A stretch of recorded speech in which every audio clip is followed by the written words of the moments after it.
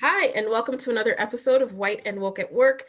I am here today with Reg Coppicus, all the way in Regina, Saskatchewan, and I'm really happy to have another Canadian on the show to discuss the things that we're doing to be anti-racist in the workplace. Reg is a harassment and racism prevention consultant. It stands for HARP, HARP Consulting. And he's been doing this for 40 years, eh, Reg? 40 years in? 40 years of work, 25 strong years directly in leading and managing and dealing with harassment, racism, education, and actually in the processes of assisting people, doing investigations, helping resolve problems and complaints. And why I say 40 years is that over the past couple of years, I've kind of realized that I've always been involved in diversity somehow in my experience, right from when I left home. You grew up in small town Saskatchewan, so you join the military to get out of town, basically is how it worked. Yeah. So that's what I did. And I realized, and that's when my world expanded and I started to meet all different types of people. Because if you grew up, again, in small town Saskatchewan, it's all the same people and you all look like me. And that was good. And there were several experiences of working in the military and in diversity. And I saw where the leadership became one of the most important components of successful inclusion and harassment and racism prevention. Yeah. Well, welcome to the show. I'm so happy to have you on, and I'm really thrilled to have another Canadian because we've showcased a lot of white anti-racists from the United States, and it seems as if, do we care about this in Canada, right? Like, where are the inclusion professionals? And you reached out to me, right? Which I'm really grateful for, because you said let's get some Canadian content, and you're absolutely right. Like, where are the white Canadians that care about this, right? And I'm so happy that we've had that engagement on the platform LinkedIn to really get to know one another. And it's really nice to see another Canadian in the space. So thank you. And I feel great that I can be myself and I can say A. Yeah, it's true. It's true. And your point is good. And I think part of it is the same problem that Canadians complain about is America is the focus, and America is the center of media for us to consume. So we see a lot of the problems in the United States. Yep. And Canadians, and white Canadians and Canadians carry a bit of smugness about them that we're not the same. And so we have the feeling that, well, we're not having these problems. We're not having those problems in Canada that we see. Yes. So we can feel good about that. Yes. And unfortunately, that leads into, well, we're not having the same problems. We don't have racist issues in Canada. Yeah, we heard that from our leadership, right? We heard that from Ford. Right. We heard that from the premier in Quebec. These problematic statements that we don't have racism here, or systemic racism. And especially when things fly in the face of those statements by the same people. And I will bring up, example in Quebec, they have the Bill 21, is it, that bans people from working if they are wearing religious garments. Yes. Which has targeted Muslim women who are teachers the most. And they can say, well, this isn't racist. Okay, well, you can pick a different word. Is it prejudice? Is it bigotry? Is it racism? You're interfering with the rights of people to just earn a living in their occupation, and you're making the clothing the issue, really? Yeah. And then what happens to a Sikh man who's a teacher, or a police officer, or a lawyer, or a judge, and you're taking away these opportunities from people? There's the one lawyer, I can't remember her name, but she's in Montreal and she's very prominent. And she wears her hijab in a very nice way that it actually follows your hairline, so that if you took a quick look, you wouldn't even know she's actually wearing it. And she's being prohibited from acting as a lawyer in court. And she's probably one of the best in Quebec. And it's totally unfair. And I'm actually a bit flabbergasted that the unions haven't made a much more strong showing on this issue, because it's their people that are suffering for this. Well, what's really shocking, I don't understand. What I don't understand is, I thought this issue was long settled, right? Like, I thought when we had the issue with the RCMP many years ago, Yes. The Sikh RCMP officer who wanted to wear A turban. his turban. Right. It was settled, as I think the Supreme Court decided, that he could wear his headdress as an RCMP officer, and Right. right, Because it didn't impact how he did his job. it didn't impact how he does it, and it was his charter right under the Charter of Rights and Freedoms, right? Exactly. And it overrode the concern that, oh, well, he doesn't look like a Mountie because he's not wearing the proper hat. Right. Really? It came down to wearing the He a hat. Mountie? I can't remember his occupation, but you're right. It came down to the fact that the headdress, it wasn't part of what he needed to do his job effectively. It wasn't a bona fide occupational requirement. It didn't impede on any aspect of his job.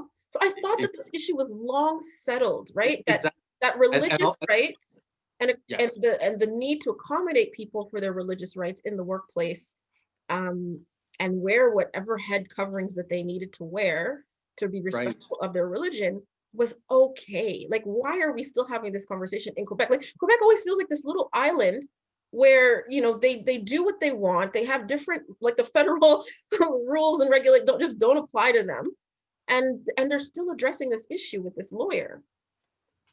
Right, exactly. And like for your example with the RCMP officer in the turban, all that was required was for the RCMP organization to come up with what they would consider an acceptable turban that would match the uniform. Right. And then he could continue to do his job and still fulfill his religious requirements to wear his turban. Right. And we suffered the same thing in the military. Back in the 80s and the 90s, we had this discussion as well. Well, and this was part of the problem then.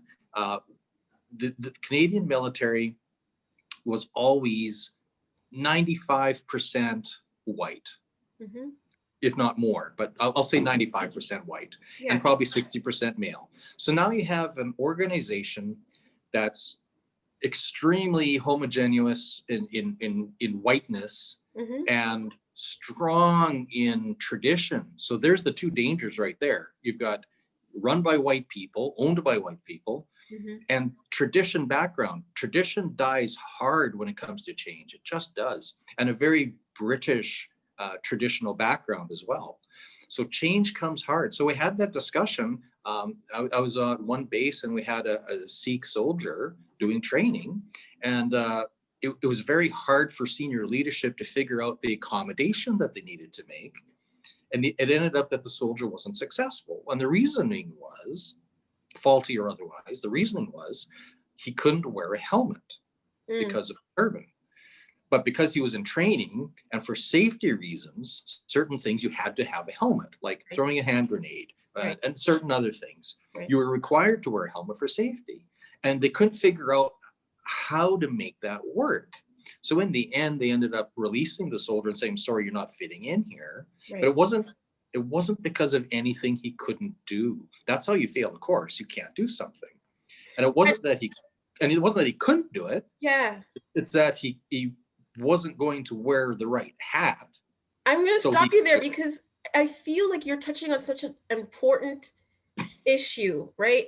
Where we, in all types of workplaces, I'm presuming across North America, but largely in Canada, where people, they think that you don't fit, you don't belong, because there's some aspect of your job that you're not able to do that is impeded by your culture, religion, ethnicity, something about your person that prevents you from doing these traditional things. And then you're excluded for it, right? You're pushed out. And then instead of saying, we can accommodate you, we'll work around it and we'll find a way to score you so that, it's not a factor in your evaluation. They factor it in and then they say, I'm sorry, you failed. You haven't met up to our standard and you're out of here. Like, what is going on? So, and the start point of that, okay, so you come into my organization, which is predominantly run by older white guys. Yeah. So you're expected to fit in. You're expected to fit in. Yes. I'm going to hire you for, I'm going to keep fit in mind. Oh, does this person fit in? Well, what is he fitting in with? Probably an older, white, straight Christian guy. And you know what we're doing? That's probably 90% of the people that run the organizations in Canada. Yeah. Or maybe that's an old statistic. I'm hoping it's better now. But ideally, that's what you're looking for, someone who's going to come in and adapt is the polite word. Yeah. Assimilate is the slightly less but more accurate word. And I want you to work the way I expect you to work. And I want you to look presentable. And I want you to look professional. Well, who sets those standards? Right. Well, I did. Me and my white people back in the 50s and the 60s set those standards of what your hair looks like and what your dress looks like and how you talk to people. And that's what I want you to do, because I need you, you know, I have the company and I need you to put forth the proper face of the company and how you talk to customers and and everything else. So what kind of position does that put you in? So now if I have a choice of 3 people to hire, oh, there's someone who looks and sounds like me. That's an easy hire. Yes. They might be totally incompetent. They might not be very good at their job, but I could work with that. Yeah. Right. I can train that. I can teach that. Exactly. I can take the incompetent person and make they look the part, so they pass. Whereas somebody who is actually competent, who may not necessarily look the part, is being discriminated against, marginalized, you know, pushed out because they're not playing a role, right? Like what people of color are doing and people who don't fit the traditional molds, no matter what your color is, you know, you're playing a role. When you put on the suit and tie and you go into the office, if you're not a suit and tie guy, you're playing a role. Absolutely, that's right. And part of the problem is to get to understand that now in Canada, we use the term visible minority for non-white people. And I think it's the dumbest thing, and we don't have anything better. But at the same time, we seem to have this requirement to identify the difference between you, Janelle, and myself. You know what, Reg? What do you want me to say? Okay, Janelle, you're a Black woman? Yeah. I mean, it's so interesting. Am I allowed to say that? Even the United Nations has said that that term is inappropriate for Canada to be using, and we still continue to do it. Like you get dinged by the UN. So the latest word I've heard this past year is now you're racialized. Oh, you never heard that before? That was new to me. Oh, yeah, it's only about a year old, and I'm thinking, oh, I think that's worse than visible minority. No. That's actually. Is it? Is it better? That's a term. Oh, I've just lost your visual. I hope you can come back. Oh, there you are. Oh, we'll have to edit this part out. We'll edit this part out. Okay. There we go. Sorry about that. No, it's okay. We'll fix that in the editing. So I've lost our train of thought. Racialized. Oh, racialized. Okay. So let's start there. Is that better?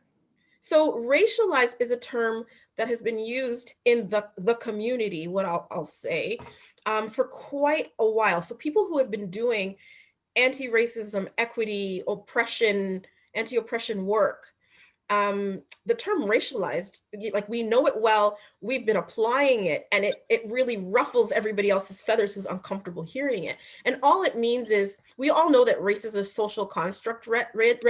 There is no real thing such as a Black race, right? What makes us racialized, and not just Black people, but all people of color. What makes us racialized is the fact that this construct was put upon us, right? When we were in Africa, many years before, when we were not enslaved people, and that's another term. We don't say that we were slaves; we were enslaved. We did not have a concept of Blackness. We just were, right? We were not racialized until someone told us that we were Black. And so that's why that term is okay. And that's why that term is okay when you're applying it to people of color who are also racialized, right? It's, again, we are othered as opposed to whiteness. And so that's why that term is appropriate. Okay. And the way you explained it, okay, that kind of made sense, because when I heard the term racialized, I was like, I'm not sure, because it sounds like someone's done something to you. But basically that was what you just said. Yes. White people did that to you.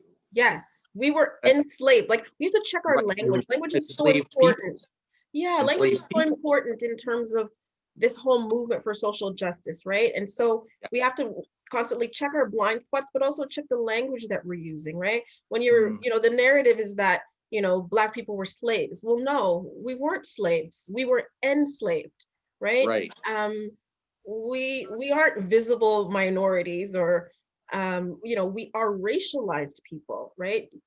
That, Right. that we're told that we're And it's colored. because there's some need Mhm. to group all of you Yes. as not white. BIPOC is a perfect example of that, right? Sure. Um, Right. and there's disputes about that term and whether or not it's good or useful or appropriate. But even in the POC piece, right? Right. You're grouping together like South Asians, Arabs, East Asians, Latinos, like like there's a lot of different communities that are just being Yes. like painted with one brush, POC, One brush. right? And why, and it's almost like, well, then why don't we just say all the people who aren't white? Because that's what we're They trying have to refer to. unique needs, right? Each community has Exactly. specific, distinct, and unique needs. So you've got Black and Indigenous really broken out, but people Yes. of color just treated with like a swoop, Right. which really makes a lot of people say, this isn't an appropriate term to use, because you're not meeting the needs of a particular community. Like And 25% of the world's population. yeah, Or more. and climb. I mean, well, if you a lot more, Reg. I mean, More. if you Yeah. look at the world's like, Oh, sorry. people I'm are not. thinking. That's because last week I was thinking India and China alone Okay, must be no, 25% or more. or more. I mean, if you Is it more? globally, Is it 30%? globally, white people are the minority Yes. globally, right? And that's the term I heard last month was you're no longer the visible minority, you are the global majority. Yes, we are. And we've been for a while, right? But That's right. again, the narrative and the conditioning that we're all part of tells us that we're less than, right? The minority term Right, minority. has built into it this whole concept of being less than something else. And I guess it's sort of you're here in Canada. Mm-hmm. You're not native to Canada. You have come to my country. Now, the older white people will say, okay, Yeah, you've come to my country. Your family has come to my country. right. We were white, but before us, there was no white people. But We're only 400 years old here. We have all the indigenous people who were here way before we were. yeah, I love this conversation, right? We were the immigrants. Yeah, I totally love this fact, conversation because I'm only second generation on my dad's side. White people were colonizers, right? Yes. But yes. what comes with colonization, right? People, they don't want to talk about that, right? They make colonization seem wonderful and glorious, and we erect statues in the honor of all these great heroes, right? But it came with a lot of violence and absolutely systematic taking of lands that did not belong to them. Because we discovered those lands.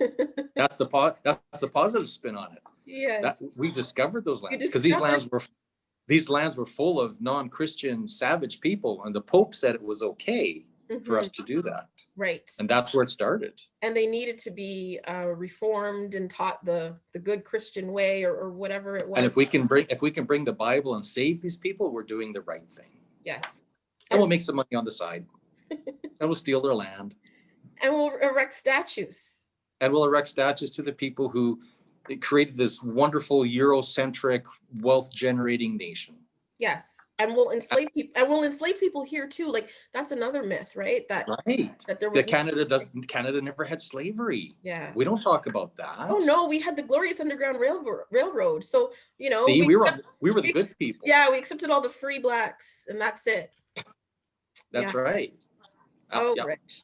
So Rich, let's get to you. What makes you so woke? Like, why do you know this? And a majority of Canadians, I will just surmise, don't. Like, people like our leaders and our politicians don't know this in 2020, but you know this. And I don't know how woke I am. I just, it takes no effort to be a decent person. Mm-hmm. Sometimes you have to make an effort to be a decent person. So that goes hand in hand. Mm-hmm. I don't know. I just, since I left home and I've met different people, and I think part of it was my early leadership development as well. And the focus on that development was understanding and caring for people as part of your duty as a leader. And I think we've lost a good part of that. Right? I think there's a huge swath of Canadian leadership that never had that in their development. Mm-hmm. They're worried about the bottom line. They're managers. They're getting business done. They're taking care of the stockholders. There's been no real training and development for people to become leaders in caring for people and in helping people so much. You read a lot on LinkedIn about how HR should step up and help people, and but that's not necessarily their mandate. And you go to the business, and business sets their business. If the leadership says part of that helping the business is helping the employees, then they're free to do so, mm-hmm. if they have the skills and capability to do that. Part of what I say is that I've been doing diversity for 40 years. I've been looking at the history, and I'm seeing on the military side of things. So I started off, I went to a military college. Okay. I went to an all-male military college. How old were you then? Except we had one, and I was 18 at the time. Okay. But there was one female student. She was the first one. Mm-hmm. So she was a bit special. She had to be, because she had to put up with everything that you could imagine that she was going to put up with coming into a male environment. And the best part, we became friends, and she was terrific. She was smart. She had a good sense of humor. She could give as good as she got. So nothing bothered her. And that was what you needed, was, that first person in the door. There always has to be a first person. Mm-hmm. And that can spell success or failure a lot of the time. Yeah. If you have the wrong person come in, it becomes a failure. And then all the old guys who are running the show will point to that and say, see, I told you it wasn't going to work. And I saw that. And then it extended. So we're getting into the 1980s, and we were having that argument about women in non-traditional roles in the military. Mm. So what did that mean? Well, women doing men's jobs, essentially, is what it came to. And the first one I ran into was pilots. There were no female pilots. I was on a course.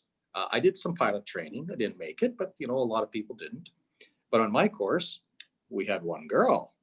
We had the second girl to become a pilot in the Canadian Armed Forces. Mm. Interesting. And we didn't like it, because we were young, we were macho, and hey, pilots, whatever. And there was a huge, but what we did get was the sense of resistance at senior levels, because the old white guys who ran the Air Force and were old fighter pilots felt totally threatened that some woman was going to come along and do a good or better job than they could do. Really? And you could see it, you could feel it, you could taste it. Oh my God, because you're breaking with tradition. As soon as your argument goes to keeping tradition, you've lost the argument. You've got nothing. You don't have anything. It continued a couple years after that. We went into what was what we call the crew trial. So what was crew? Crew was the combat-related employment of women. We were going to have women soldiers, women on the front line carrying machine guns and shooting at the enemy. We didn't have that before. So this was in the 80s. And it was very, very interesting, because we had the trial. 3 or 4 women who were willing to give it a try. We put them into training. They became infantry, soldiers. They did very well because we picked the right people. Mm-hmm. And after a year, I think it was the Canadian Human Rights Commission came along and said, "How's your crew trial going?" And they said, "Well, we've got these results and whatever." And they started listing all the problems. Okay. And the problems were all related to how the guys were handling it. That was all the problems. How the guys were. Some of the problems were, well, the equipment's not quite made for women. Okay, well, we can address that. Mm-hmm. You can address that.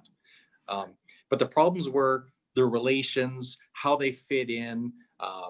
They were working in a very macho attitude society of, young white men who were full of testosterone, and they were just dealing with it. Right. And that was all the problems, was getting, whatever. And the Human Rights Commission at that time said, "We think your trial is over, and it's now for you to just incorporate women in the military." And that was the end of it. Yeah. So the senior people, well, they lost their minds, and the world's going to end. Same that we heard about the military colleges. Oh, it'll be bad for them. Same as for pilots. Oh my God. Sorry, the world's going to end. Yeah. And it didn't. And it didn't. Then the Navy got involved. We're going to have women on ships. Oh, the world's got to end. Oh, it'll be complicated. We'll have to do they all were leadership challenges. This is the reality. These are the people who are going to work here. Just figure out how to make it work. Talk to them, figure out what they need to make it work. Eventually, it all went away. Then we got into, okay, well, what's the next level after the 80s? Now we're getting into the 90s. Oh, gay people in the military. We never had those before, right? Of course you did. And at this point, are there racialized people, or is it largely still just white men? White men learning to incorporate women, white men learning to incorporate the LGBTQ plus community. When are Black people coming on? At this point, we're rolling in Canadian military history here, and I will get to that point. Okay. So in the 90s, it was gay people. So up until 1992, we hunted for gay people in the military. We actively pursued and hunted them so that we could kick them out and they would lose their jobs. Really? It was illegal in the military to be gay. Well, but being homosexual in Canada was legal in 1969. Right. Why did it take another 13 years? Well, the falsehood comes forward then. There's security risk. So they were actively seeking out the gay. Absolutely. We ruined people's lives to do this because it was national security. And the thinking was, well, if the enemy, i.e. Russia, found out that someone in the military was secretly gay, because you had to keep it a secret, then they could threaten you with exposure and you were a security risk. Now that's the thinking. Really? So instead, so then we actively hunted them, and we would find someone who was, someone who would squeal on someone, so the military police would pick them up and they would question them about their habits and who they hang out with and who their friends are, to try and root out all their homosexuals. It can't be just one. There must be a whole bunch of you. And we would do everything. We would hound you. And if you admitted it, then we would kick you out with a dishonorable discharge, and we would find your friends and we would question them too. So instead of attacking the problem is the perception that you're a security risk, we would kick you out. In 1992, that changed. You're no longer a security risk because now we accept that it's okay for you to be in the military.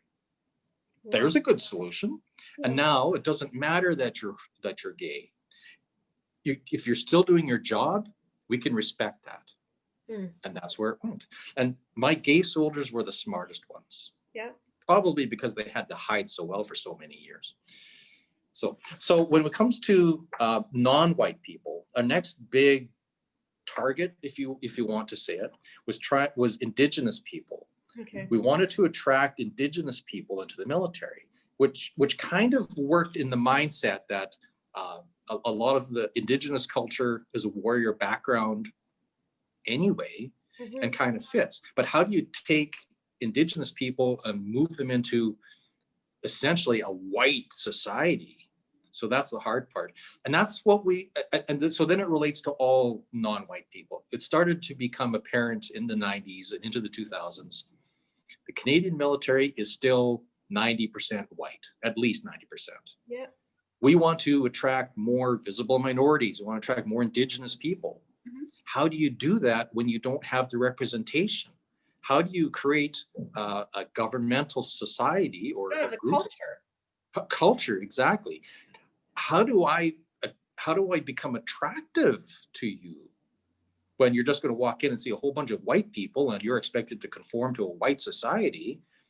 So we had to battle that. And one of the first things we found is that we would have career days, and we would engage Indigenous people who would come in and talk to us. One of the requirements for joining was that you not have a police record. One of the things we found that a lot of young Indigenous guys who would come to us likely have already had some kind of interaction with the police in their first 18, 20 years of their life. It just happens. Systemic racism. Because of systemic racism and other reasons. But basically for systemic racism, whatever, most young Indigenous guys have had an interaction with the police at some point, and probably a record, or they've smoked dope or whatever, minor stuff. Yeah. So now suddenly we're asking Indigenous people to come forward, and the ones that are interested then we're putting up roadblocks to them actually being successful to be recruited. So we had to look at that hard. The other thing too is then how do you recruit these people? Well, now you're targeting people when people don't want to be targeted. There's a negative connotation to that. So now you have to figure out your advertising. You have to figure out your messaging. So now you're looking for Asian people. Well, you're focusing on Vancouver because there's a lot of Asian people there. Right. You want to focus on Black people. Well, then you focus in Montreal because there's a lot of Black people in Montreal, and in the Maritimes, there's a lot of Black people, and Toronto. And in reality, for Canadian military being so small, you really only need 3 recruiting centers. You need Vancouver, you need Toronto, you need Montreal. Everywhere else in the middle, you're going to catch a few people, but really, if you need to recruit 5,000 people a year, those 3 cities will provide what you need. The problem is if someone's growing up in Saskatchewan, well, where do I go? I have to go all the way to Vancouver and to apply. So maybe one spot in Winnipeg for the people in the center, and that's about it. Yeah. But that's how it became. What I did find for bigger diversity in the military was in our reserve military. The reserve military set up in each major city in the country, and your reserves are very much a community focus. Okay. So if you want to see Asian people or Indigenous people or Black people or Muslim kids or Sikh kids, you go to the cities where they live and you check the local reserve unit. And if they're successful, they're the ones that have attracted the young people. But it's a big leap for them to move to the regular military, but that's their way into the door. Wow. You've got amazing experience. I just love listening to you talk about, something that is so foreign to so many people. I'm hoping, like, are we going to get killed for this conversation? Like, you're revealing all the secret sauce of the Canadian military. But I appreciate it because it's a world, a view into a place that majority of us will never see or know, except, in the bad press. I mean, we hear what's going on right now with the RCMP and that report that just came out, damning the culture as violent and racist and misogynistic and sexist and right. Like, it's just, more of what you're talking about in terms of not set up to accommodate and exactly and we had the same culture in the military in a big respect. What I saw that we managed to get right going in the right direction starting 25 years ago was the push for harassment and racism prevention, and that's why I've tagged on to that for myself, because that's my training. So it actually came out at the higher governmental levels and the defense senior staff that we need to tackle this in the Canadian military. So that's what I saw, that for any of these efforts to be successful, you've got to have the buy-in from the senior staff. You've got to have the buy-in from the senior leadership. But it's not just buy-in. They have to show the example. Yes. They have to set the tone. They have to have a hand in creating policies. Sure. Not only that, they have to have a strong hand in enforcing policies. So our start point was everyone in the military over the next 2 years will receive training. So they got contractors and they created a DEI training package on harassment and racism prevention. And it was a 1-day seminar. Now, 1 day, but all 80,000 people in the military got that training within 2 years. Every single person, because it had to be entered on your record that you received this training. So we started with that. And I was selected. The lead trainers? I was selected as one of the trainers. Okay. So we had a couple-day train the trainer symposium where we could go through the package and ask questions and talk about how to do things in the classroom kind of thing. And it worked into my background as a training in the military anyway. Like, the military trains all the time. Right. The military is the biggest trainer in Canada because we're always training. So all of you are involved in training at some point, either as a student or you're running a course or you're creating courses. So we do this as a habit. Were you already, I guess, indoctrinated in the belief that this is important work, or were you having to do some growth and some waking up as well? Kind of a combination. It was sort of, it followed what I'd already experienced with the diversity stories that I was telling about how you take people and they're being told they can't do something, just because of who they are. You can't do that because you're a woman. Okay. Or you can't be a soldier because you're wearing a turban. Or like we had other conversations that part of recognizing we wanted more Indigenous soldiers. Well, a lot of Indigenous men wear a braid. Yeah. What is the military like? The strong white British traditional military. Nice, short, sharp haircuts. You see my hairstyle? I've had the same hairstyle for 45 years because it just suits me and I'm comfortable with it, right? Yeah. This is about the longest I've ever had it. You know, high and tight is a thing. You watch a Marine movie. So your senior people were losing their freaking minds because someone put forth the idea that maybe it's okay if an Indigenous soldier, a young guy, has a braid that's 8 inches down his back. And people are like, whoa! He's got to cut his hair or else. Right. And again, you're dying on the hill of tradition. And that's a sad hill to die on because that means you got nothing else. Yeah. You got nothing. But what makes you so different, Reg? Like, you were part of this culture. Why did you not adopt it?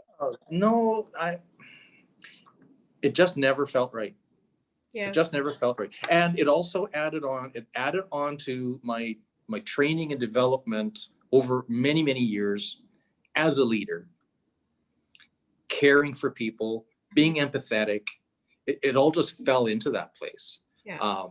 One of the stories I have, so in the middle 90s, I had one soldier, a very nice Aboriginal man from Quebec. So he spoke French. So there's a strike against you. He was Indigenous. There's a strike against you.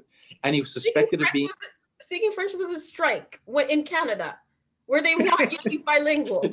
Depending on where you are in the country. And if you're in Western Canada, some people go, French people, but we have French community. Well, it's a joke more than anything else, but only half. There are some people that go, oh, no, those French, if we didn't have the Quebec problem in Canada, things would be so much better. And people say that, and I don't know if it's, it's something you discuss in the bar and you complain about it, but it's just the reality. Yeah. But if you read a book about Louis Riel in Manitoba trying to set up government and the negotiations he had to go through, he was a member of parliament. And even then, Ontario was afraid of taking certain actions against Louis Riel because it would upset the people in Quebec. Right. We've always dealt with this in this country. This is our legacy. This is just what we do. Yeah. Everything we do, we have to always have sort of a question back. How does this work for Quebec? Does this work for them? Does this impact them? Do they care? Do they have an opinion on this? It's just always there. Yeah, but from a person's perspective, you would expect the Canadian military to be a lot more inclusive because it's at the federal level of French-speaking people, so that they can communicate more easily internationally, and for other purposes, right? To just ensure that single capability. And we're probably more inclusive because we actually foster the 2 languages. I myself have taken 6 months of French training twice. And that's paid for. That's part of your career. You go, okay, your next 6 months, you're off to French school. And that's what you do all day is you learn French for 6 months. Yeah. And at one point I was fluently bilingual. I've kind of lapsed a bit, but I know with 3-4 weeks of constant attention, I could probably get back up fairly well. And we do promote that. Part of the problem that the French that I took was standard French that you would take at a university, and doesn't necessarily match what a soldier from northern Quebec would speak. Right. He's going to have a different accent and a different joual, and I'd be hard pressed to communicate with them. In fact, I've spoken to a lot of French soldiers, and then they immediately switch to English because my French is hurting them. So, but there's that accommodation. That's the French culture for you. But that's no patience for that. I know. I did want to come back to this friend of mine. So he was Indigenous. He was from Quebec, and he was suspected of being gay, and so he was a bit ostracized. And he was having, but it wasn't anything he hadn't experienced his whole life. He knew how to deal with it. It was just hard to see that, and it was very surprising. I met him again 10 years later at a new location, where now he was a woman. So he actually went into trans. Okay. But he was still in the military. Okay. And it was supported. And a lot of it was because in the 90s, we had started that harassment and racism training to get people to adjust their attitude. And the advantage was from the senior leadership in the military, like the senior people said, this is important. This you will do. Here's the regulations to support that.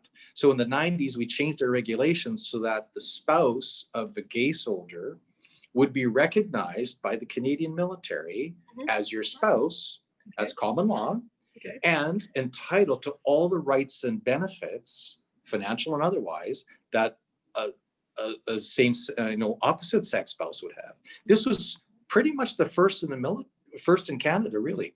In 1996, if you wanted your homosexual partnership recognized officially by the Canadian government, join the military. Because we changed the regulations to say, okay, well, now you're soldier and spouse. So we changed the language. So it's not man and wife, it's soldier and spouse. And that means that when you move, well, your spouse is entitled to meals in a hotel room. So, okay, well, they're entitled to it too. And you're entitled to receive your pension benefits and receive medical benefits. So extra benefits on medical and dental and vision, and like it's all there, and it's all equal. Did you start to see more gay and trans and bi individuals making their way into the military because that provision changed? That was probably part of it, that we could show that now you and your family are welcome. We don't discriminate against you, at least not officially, not with our policies and our procedures. If you have a financial entitlement and your spouse, male or female, has that same financial entitlement, fill in this paperwork and here you go. So it became not a huge issue. One of the other advantages of being in the military is because it's in uniform and because we use ranks, we depersonalize a lot of our communication, and that helps a lot too. If you can depersonalize it. So who are you going to talk to today? Oh, I have an appointment with Sergeant Johnson. Well, Sergeant Johnson, a male or a female? And it honestly doesn't matter, does it? Right. Sergeant Johnson will do Sergeant Johnson's work. Is Sergeant Johnson a trans soldier? Sure, maybe, doesn't matter. Part of the discussion as well was, okay, well, what uniform do they wear? People were asking those questions. Well, but they were asking the questions. They were because now they're challenging military regulation and they're challenging military tradition. When you say so they, who are they? So if you have a male soldier who his intent is to change to become a female because he's trans, I hope I'm using the right terminology, but that, for my brain to process it, this is what we're talking about. Okay. At what point does he stop wearing male uniform and he can wear female uniform? Oh, I see. So there were conversations about that. Sure, because there's regulations involved, because we regulate everything. Like, what does the uniform look like? Is he entitled to uniform? Does he have to buy a uniform? Can he go back and forth? Well, I don't know. Does it impact how he or she, does it impact how they do their job? Right. It didn't impact how they did their job. Right. So in the end, collectively, the military had to decide, you know what, we don't care. But we will regulate how your uniform looks. It has to be a good looking uniform. It has to be, you have to have the proper military bearing and military presence. Right. Today you're wearing a male uniform, tomorrow you're wearing a female uniform. Everyone will get over it. And we dealt with the people who couldn't get over it. That was the other key thing. Why didn't we had to show that we had to show there was consequences. We had to show there were consequences to bad behavior. But why didn't they think that let's just make the uniform gender neutral? That way everyone could wear it. It didn't matter their gender. We'll have a gender. We actually experimented with that back in the 60s and 70s. We had a standard Canadian military uniform that wasn't divided by Army and Navy and Air Force. It was just a generic uniform that all of us wore. And it was part of the unification of the armed forces. And we hated it. Oh God, we hated it because it satisfied no one. It was ugly as sin. It was made of terrible material. Everyone wore this dark green pants and jacket. You looked like an attendant at a gas station. And our Navy were laughed out of every port in the world because they didn't wear a Navy uniform. They wore this green garbage. And it was generally unisex. Like if Mao Zedong had dressed the Chinese nation back in 1950 in the same outfit, they would have fit right in. And we hated it.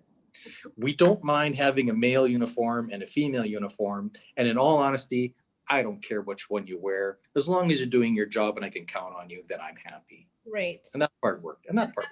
I think that lesson is really necessary in all industries, Reg. I think you have a lot to certainly tell us and share just because of your experience in the Canadian military dealing with these issues. So tell me about now and what you're doing now to be actively anti-racist in your workspace. What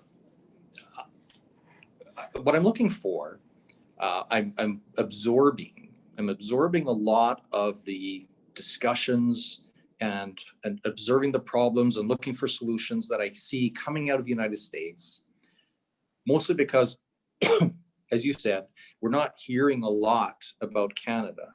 So I'm looking and searching for the Canadian part of this.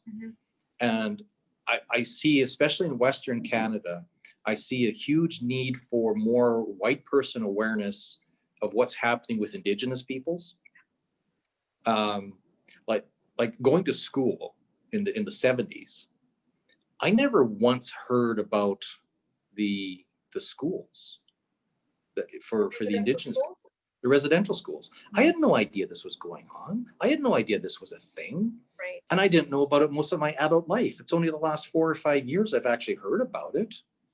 And I'm shocked that we as a nation actually, this was policy. Yes. We did this. And most white people still don't have a clue. And this is where I was talking with Melvin Lars. I don't know if you've followed him yet. And he and I had a discussion. He wanted me to tell him, well, what is whiteness? And that's a good question you ask any white person. Well, what is whiteness? Right. Whiteness it's your key to be oblivious to the world. Yeah. If it doesn't impact you directly or your family directly, it's invisible to you.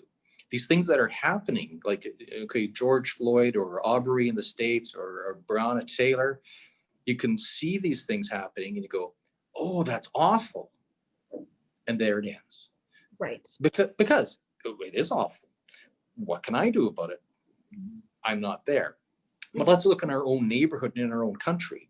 What can we do about it? We can write letters. We can raise our voices. We can learn. What is residential schools and where did that come from?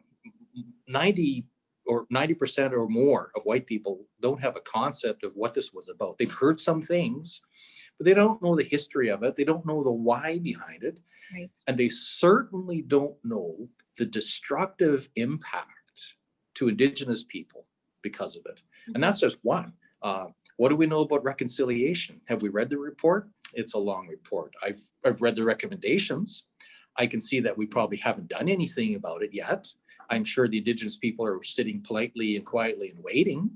Yeah.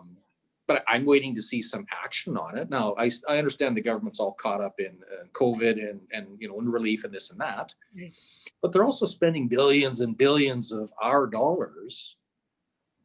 And I don't see any of it going specifically to address anything in the reconciliation report. The MMIW Aboriginal, Indigenous women and girls missing report. There was a bunch of recommendations that came out of that. Yes. That's pretty much off the radar for most white people. It's not my problem. It's their problem. It's something for them. Yes. What are we going to do about it? Wow. Why should white people get involved, Reg? Right. And how? First, we have to understand that at some level, somehow, this is impacting us. Yeah. We need someone to help coach us through what that impact is. And even if it's as a society or as the right thinking people, how to get involved. And I'm still searching myself how to do that. There's a very good book I highly recommend by Bob Joseph, an Indigenous author. Mm-hmm. And it's called 21 Things You Don't Know About the Indian Act. The Indian Act, yes. Yeah. And I saw this in the bookstore, I saw the title, and I said to myself, yeah, I don't know about the Indian Act. I knew we had one. Yeah. But I didn't know anything about it. So I read this book. I had no idea this existed. I had no idea this has been government policy for over 150 years that essentially is rooted in the idea that we're going to take Indigenous people and get them to stop being Indigenous and cancel out their culture and teach them how to be good European farmers. Right. Was basically the whole point of it. And we're going to manage them. We're going to control them. We're going to tell them where they can go and how they do it. Mm-hmm. Really? I thought Canada was a free country, but we've got this class of people that us white people know better. We're going to tell them what to do and how to do it and restrict what their rights are. But we'll give them some money and that'll make up for it. Right. Right. Yeah. Oh my God. Treaties. White people know nothing about treaties. Yes. How they were negotiated, why they were negotiated, what the impact of that is. All I know is that we bitch and complain because, some Aboriginal guy was hunting, but it wasn't the right season. But yeah, there's a lot more going on than that. Yeah. Right. Yes, exactly. But we'll complain about that. And we don't understand that, he has the right to do that. He has the right to go here and there because it's in his treaty rights. Mm-hmm. And there was an ad on TV a few years ago, and I liked it. I liked it because it said, we are all treaty people. Yes. It's not just, and white people see this as something special for the natives. Right. It is the phrase. It's something special for the Indigenous people. Yes. But when you say it's a treaty is between two parties. The Indigenous people are one part. Yes, they are. And the government of Canada and the Queen and the rest of us are the other part of that. Yeah. So we have rights and obligations back and forth to each other. We don't understand that. We don't know and principally don't care because it doesn't impact us directly. So we have to start caring more. Let's look at the water situation. We have over 50 reserves in Canada that are suffering from poor water quality, and some have boil water advisories, and some of these have been running for years. There's one in Northern Ontario. It's been 25 years. Are you serious? Canada has more fresh water than any other nation on earth. How is it you can have a reserve with bad water? If this happened to any small white town in Saskatchewan, there'd be a state of emergency and some kind of plan to get this fixed in 2 or 3 weeks because the white guys have to boil their water and they're ticked off about it. Of course. Really? Right? Yeah. Right? And how much can it cost? Like, okay, so I'm a project manager. So let's say, let's come up with a plan that will hire some specialist consultants in water systems, whatever that is, the water treatment or sewer or whatever the issue is. And let's just pick one reserve per week and go in and do an analysis and come up with some recommendations and an estimate for the cost. So that within 1 year, you've got all the problems, kind of sussed out and maybe a plan and how do you contract it out and, okay, that was going to cost, $40 million. Okay, that was going to cost $30 million. Government has shown us that they can cough up billions of dollars to solve a problem. Yeah, and borrow it and solve, are they solving real problems? Well, they're handing out some money. I don't know if they're solving problems, but they're helping people survive, so that's good. That's for sure. But let's solve some problems for people who've been suffering for years. And if you want to chalk that up to part of the reconciliation, go ahead. But if you want to just chalk it up to doing the right thing, go ahead. And it's not, a lot of people will say, the Liberals, this is successive governments over many years. If you're talking 25 years, it's all the governments and all the people who are essentially saying, this is not important enough to care about. Why? Because it doesn't impact the voters that I need. There you go. Tragic. But Reg, I thank you for bringing it all to our attention, to our viewers who are probably wondering all about our great nation and know nothing. I mean, we've had a phenomenal conversation that gives people tons and tons of information to go digging a little bit deeper and finding out more for themselves about, what they can do to understand this nation and our issues, particularly for the indigenous community and people of color. So I thank you so much You for bet. talking to us about the military and your personal life and the things that you're currently doing to ensure equity in the workplace. And I wish you all the best with HARP Consulting. And I just want to say, if you need to reach Reg at any time, he's available on LinkedIn as Reg Coppicus. That's Coppicus. And I'm Janelle Benjamin from All Things Equitable, and we'll see you for another episode. Thank you so much for coming on, Reg.